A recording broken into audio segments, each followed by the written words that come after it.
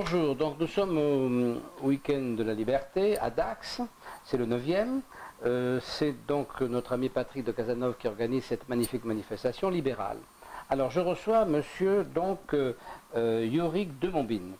Alors monsieur Yorick de Montbine donc, est un jeune homme de très bonne qualité, puisqu'il a fait donc un cursus scolaire tout à fait éblouissant et qu'il a amené jusqu'à l'ENA, donc voilà, et donc tout d'un coup il rencontre le libéralisme. Alors ça c'est extraordinaire, donc vous allez nous expliquer comment on peut avoir un cursus classique et donc en ayant fatalement partout des bonnes notes dans un pays qui est tout sauf libéral, et comment tout d'un coup on peut devenir libéral. Vous n'êtes pas devenu libéral dans votre cursus scolaire. Non, j'ai découvert ce courant d'idées après mes études. Et oui, voilà. Et pendant mes études, j'avais un bon ami qui était libéral et je passais mon temps à me moquer de lui en lui disant que c'était un vilain ultra-libéral, irréaliste, utopiste, déconnecté de la réalité. Et ensuite, j'ai découvert les grands auteurs du libéralisme qui ne sont pas enseignés en France. Je les ai découverts par hasard et j'ai compris qu'en fait, les choses étaient plus compliquées que ce qu'on essaie de nous faire croire. Oui, donc quand même, on est quelque part, même au plus haut niveau, parce que, excusez-moi, mais vu votre cursus, vous n'êtes pas n'importe qui, même au plus haut niveau, on est quand même embrigadé. En fait, c'est ça, en clair. Et donc, on est embrigadé, donc, au bénéfice d'un système qui, pour une raison que pour l'instant on ignore un peu, ou peut-être vous allez pouvoir nous l'expliquer, qui, donc, déteste le libéralisme. Alors, de quoi est accusé le libéralisme? D'être excessif. Tout le monde critique les excès du libéralisme, les excès du marché. Tout le monde dit aussi qu'il est trop utopiste, c'est-à-dire que ça fonctionne en théorie, mais dans les faits, ça ne fonctionne pas si bien, donc il faut que l'État intervienne. Il faut que l'État encadre, régule, gère, subventionne, prélève, sinon le marché lui-même ne fonctionne pas bien. Et en fait, ça c'est une vision extrêmement simpliste des choses. La réalité, c'est que ces interventions publiques créent beaucoup d'effets pervers qui sont rarement identifiés, rarement analysés. Et donc le devoir d'un économiste, et en particulier d'un libéral, c'est de mettre en valeur ces inconvénients. C'est aussi de rappeler des principes philosophiques, ce que c'est que la liberté, la propriété et la responsabilité. Alors, je vais vous parler, moi, de choses qui ne sont pas théoriques, parce que ce n'est pas ma spécialité, mais à mon âge, je peux vous parler de choses qui sont pratiques. Alors, moi, j'ai connu, je me suis installé en 1965, donc j'ai connu une époque qui était absolument, relativement libre. Là-dessus est arrivé un homme qui avait une certaine rigidité, parce que cette époque libre, elle n'a pas donné les résultats escomptés, parce qu'elle était berlificotée dans les guerres de décolonisation. Donc, qui ont vraiment posé un problème de société très lourd. Vous n'avez pas connu ça, mais c'était vraiment un vrai problème grave. Hein. Et donc, on a fait appel à un homme qui n'était pas fatalement complètement libéral, qui avait pas une haute idée des Français, mais il avait une haute idée de la France, ce qui était assez cocasse quand même, hein, parce que je ne sais pas si vous voyez l'ambiguïté de ne pas avoir une très grande estime pour les Français, et en même temps de dire la France est un très beau pays, mais la France c'est jamais que les Français. Et donc je pense que c'est à partir de là que s'est installé les plans, enfin toutes ces choses, et qui finissent comme on le sait aujourd'hui. Donc, alors, le libéralisme avait été peut-être mal compris au départ. Alors, il y a une souffrance de ne plus avoir le libéralisme. Enfin, vous sentez cette souffrance qui est magnifique, parce que vous êtes quand même tout jeune, et donc cette souffrance, c'est une vraie souffrance. Il y a une vraie souffrance de l'intervention de l'État. Et vous la ressentez, alors que vous n'avez pas été formé ni éduqué pour ça, vous ressentez cette souffrance. Et vous pensez, est-ce qu'on a une vision d'un libéralisme qui aurait vraiment réussi? Est-ce qu'on peut dire, par exemple, les États-Unis sont un pays libéral qui a réussi, ou est l'Angleterre, ou je ne sais pas, est-ce qu'il y a un pays quelque part qu'on peut prendre comme modèle, ou l'Allemagne? Alors, un des jeux favoris des antilibéraux, c'est de dire, ah, mais regardez, vous êtes incapable de trouver un pays libéral dans le monde où les choses fonctionnent bien, vous êtes des utopistes. En réalité, même les États-Unis ne sont pas si libéraux que ça, ils interviennent, donc c'est bien l'intervention. Il faut que l'État intervienne.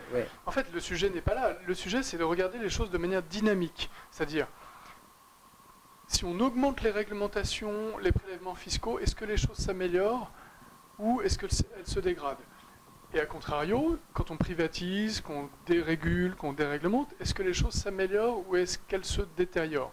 Je prends un exemple concret. En Asie du Sud-Est, il y a 50 ans, il y avait des famines. Les gens mouraient. Aujourd'hui, il y a certains pays d'Asie du Sud-Est où les gens sont plus riches qu'en Occident. La richesse par habitant a augmenté de manière fulgurante.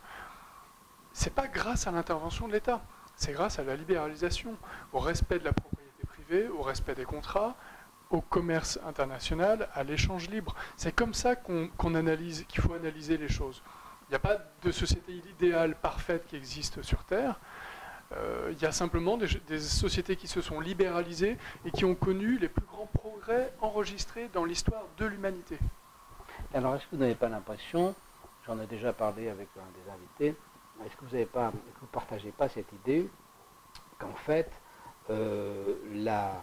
nous avons mal pris le virage de l'industrialisation parce que le hasard de l'histoire, notamment le fait que la population ait été régicide, le hasard de l'histoire a fait que les rapports entre ceux qui ont le pouvoir et ceux qui ne l'ont pas sont restés statiques du type féodalité qu'a essayé de remettre en place carrément Napoléon, alors qu'en fait on aurait dû avoir des rapports beaucoup plus égaux parce qu'entre les salariés d'une entreprise et le patron, il y a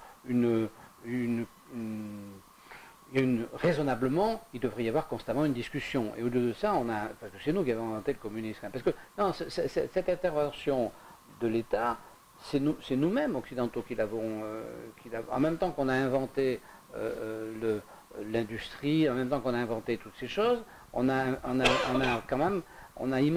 laissé la coercition de l'État, la puissance de l'État, la force pour l'État. Non, ça ne vient pas de notre culture, c'est pas lié à notre culture. Le fait qu'on ait gardé ça.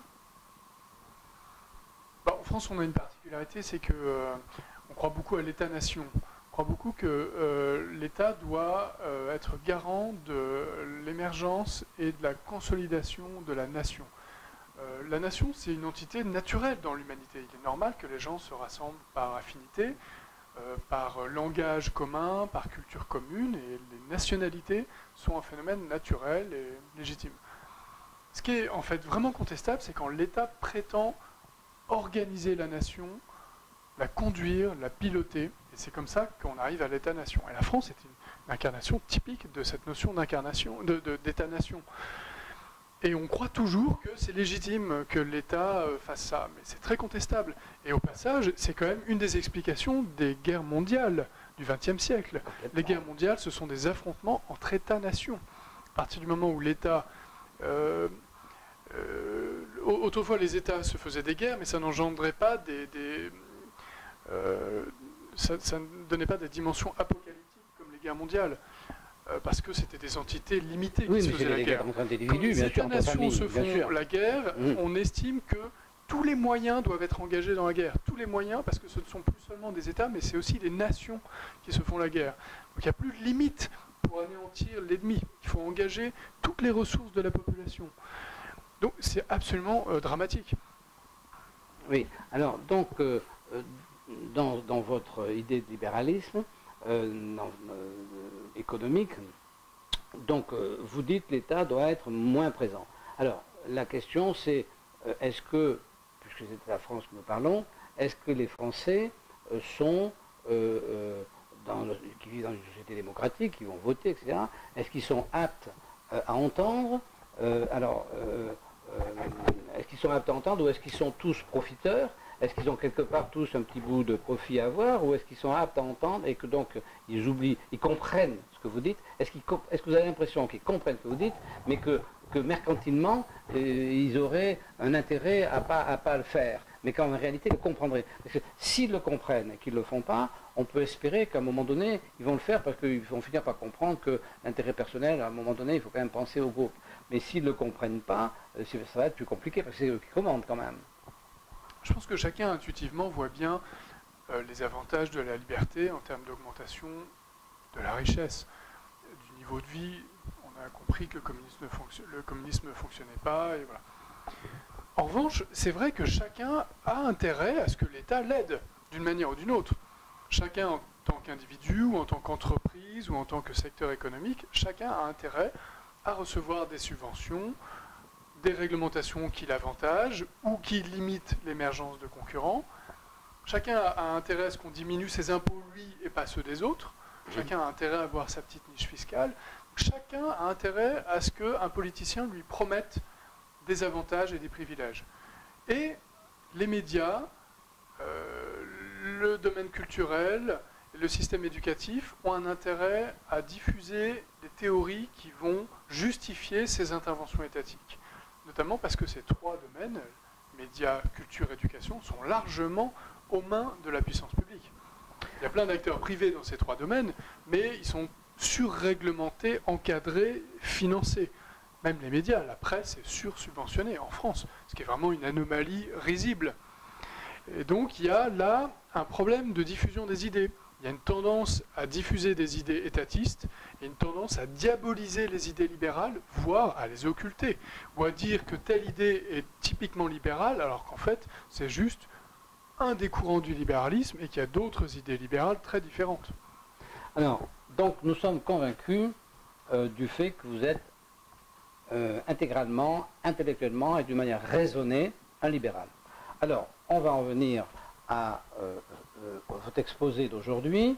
Donc vous avez, on pourra voir sur le site du Cercle Bastia, on va pouvoir voir l'intégralité de votre exposé, qui est très intéressant, et vous peut-être nous donner des clés qui vont nous permettre d'avoir envie de regarder cet exposé qui est profond et qui dure quand même 1h15.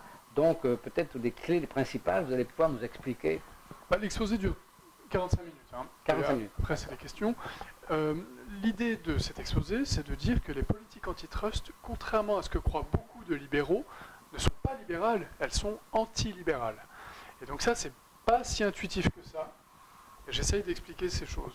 C'est quoi les politiques antitrust? C'est des politiques qui sont nées aux États-Unis à la fin du 19e siècle et qui maintenant existent en Europe, qui ont une appellation différente. On les appelle les politiques de la concurrence, et qui visent à entretenir la concurrence parce que parfois on estime qu'il n'y a pas assez de concurrence. Par plusieurs moyens, avec une dimension préventive et une dimension répressive. La dimension préventive, c'est que si des entreprises veulent fusionner, elles doivent demander l'autorisation à l'autorité publique pour éviter de créer des entreprises trop grosses qui risqueraient d'abuser du consommateur. Et donc parfois, l'autorité administrative empêche la fusion ou donne des tas de conditions en disant « Ok, vous pouvez fusionner, mais il faut renoncer à telle activité, etc. » Et la dimension répressive, c'est que, par exemple, si on identifie quelque chose qui ressemble à un monopole, l'autorité administrative va infliger une amende à ce monopole parce qu'il abuserait des consommateurs, voire demander à démanteler ce monopole, à casser cette entreprise parce qu'il aurait trop exploité le consommateur en fixant des prix trop élevés et en empêchant l'émergence des concurrents. C'est ça les politiques antitrust. Et beaucoup de libéraux disent ce sont des politiques légitimes puisqu'elles entretiennent la concurrence. La concurrence, c'est un pilier du capitalisme, donc il faut soutenir ces politiques. Et en fait, je pense que les choses sont beaucoup plus compliquées que ça. Ce que j'essaie de démontrer dans cette conférence, c'est que les justifications théoriques de ces politiques sont très faibles et que ces politiques aboutissent à des situations aberrantes qui nuisent aux consommateurs, qui nuisent aux entrepreneurs, qui font l'objet d'instrumentalisation politique et qui, indirectement, aboutissent à justifier l'extension sans limite de la sphère étatique. Oui. C'est-à-dire que votre théorie, que je trouve complètement légitime, est de dire que le monopole est un problème de vision. C'est-à-dire que dans l'absolu, le monopole n'existerait pas, simplement c'est une sensation. À un moment donné, on peut avoir l'impression que telle entreprise est seule au monde. On n'est jamais seul au monde, et même pas Amazon, puisque aujourd'hui la plupart des intervenants dans la distribution pensent qu'Amazon jouit d'un monopole exorbitant.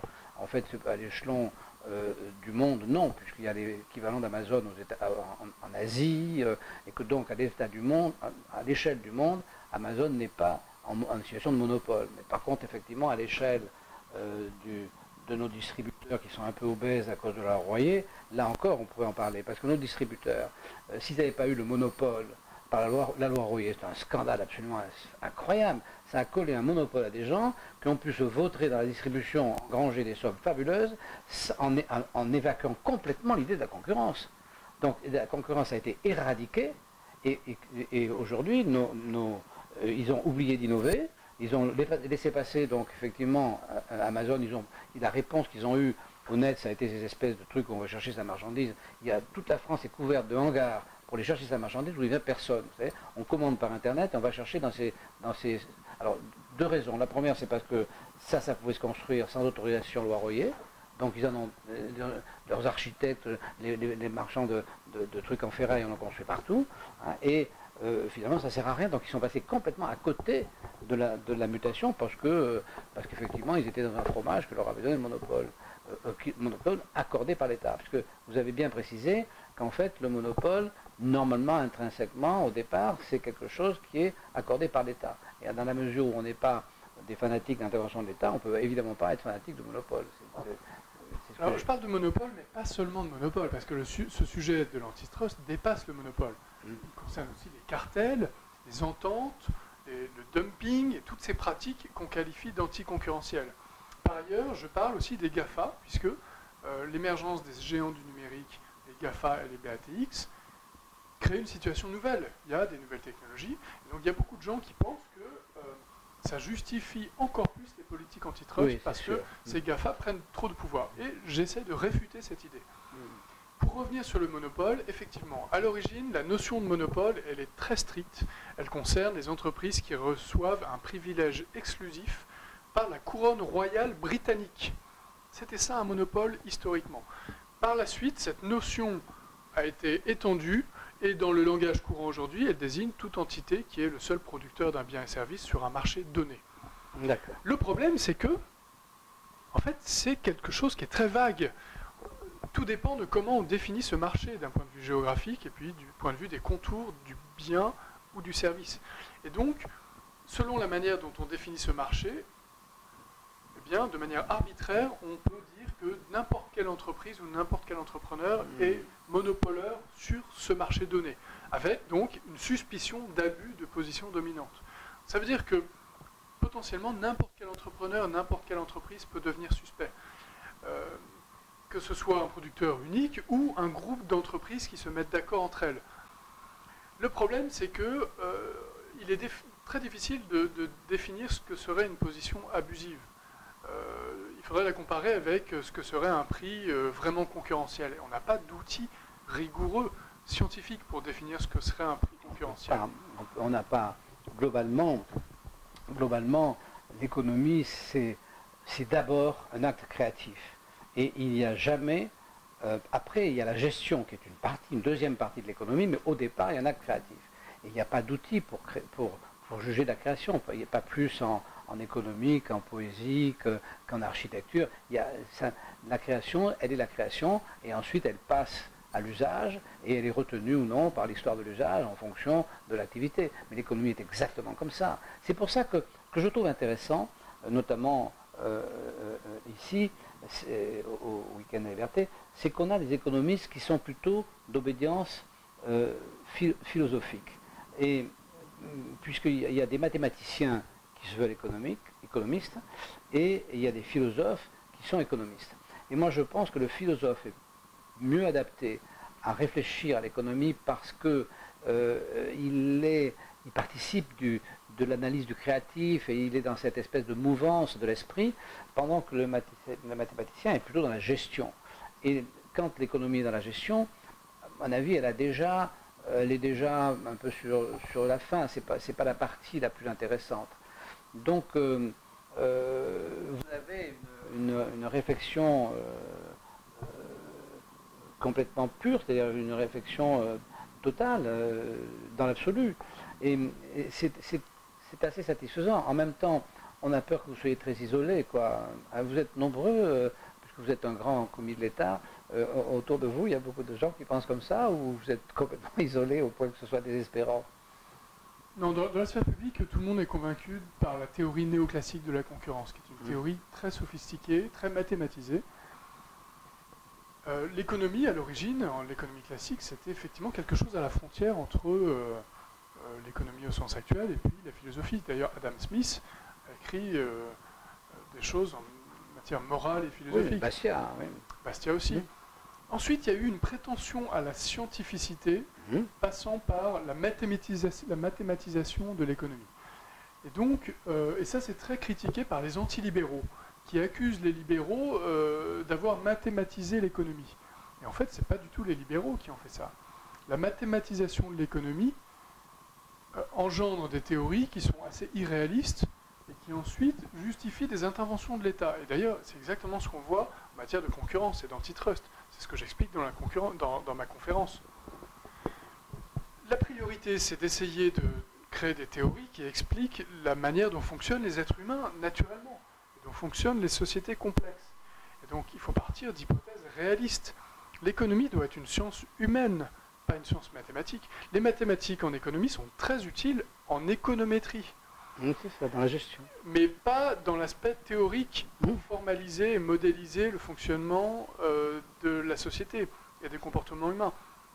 La seule branche de l'économie qui respecte l'économie en tant que science humaine, c'est en fait l'école autrichienne, qui part de présupposés réalistes sur comment fonctionne la nature humaine, qu'est-ce qu'une action humaine, comment l'homme agit, quel est son rapport au temps, au risque, au profit, à l'échange, et qui ensuite en dérive des conclusions logiques pour expliquer le fonctionnement de l'économie.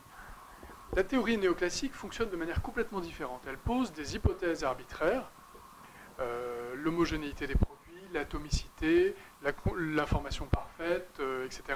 Et elle en déduit que si toutes ces conditions sont réunies, il y a un optimum social. Or, dans les faits, ces conditions ne sont pas réunies. Donc, il faut que l'État intervienne par la force de la loi pour obliger la réalité à se conformer à ces conditions. Et c'est comme ça qu'on aboutit aux politiques antitrust. Absolument. Mais le raisonnement global est totalement erroné, en fait. Alors, sur cette vision tout à fait constructive du monopole, vous allez peut-être faire un livre. Non, en fait, les livres existent déjà. Simplement, ils ne sont pas distribués, ils ne sont pas diffusés. Il y a un auteur qui s'appelle Dominique Armentano qui a très bien résumé tous ces arguments. Et puis en France, il y a Pascal Salin. Tous ces livres sont remplis de ces arguments. Simplement, il est diabolisé, il est considéré comme une sorte de fanatique dangereux, parce qu'il y a un monopole intellectuel antilibéral en France. Pascal Salin est un homme absolument adorable, que j'ai reçu, qui est d'une rare ouverture d'esprit, qui est vraiment quelqu'un de tout à fait passionnant. Mais comme moi, il fait partie de l'ancien monde. Vous êtes partie du nouveau monde. Donc si vous faites... c'est le moment quand même de faire des ouvrages, de faire des choses qui résument tout ce que vous avez appris et tout ce que vous avez rajouté à ce que vous avez appris. C'est important. Moi, j'attends votre livre avec impatience. Il va bien falloir en faire un. Hein. Pour patienter en attendant, vous pouvez lire une petite étude que j'ai écrite sur un autre sujet, sur le Bitcoin, une étude intitulée Bitcoin, Totem et Tabou, qui est disponible gratuitement sur Internet, et qui explique pourquoi les crypto-monnaies sont une invention extrêmement positive, qui va avoir des répercussions philosophiques, politiques et économiques immenses, et pourquoi il est urgent de s'intéresser à ce sujet. Très bien.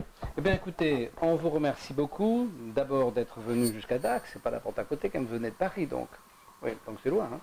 Donc mais l'avantage de Dax, c'est que si on était à Paris, vous seriez venu faire votre exposé entre deux portes et on n'aurait pas pu vous garder comme ça un certain temps, parce que là vous êtes coincé avec le train et tout ça, donc on a le temps de discuter. Bien, merci beaucoup, et puis donc à bientôt, j'espère qu'on vous reverra dans le cadre du libéralisme. Au revoir.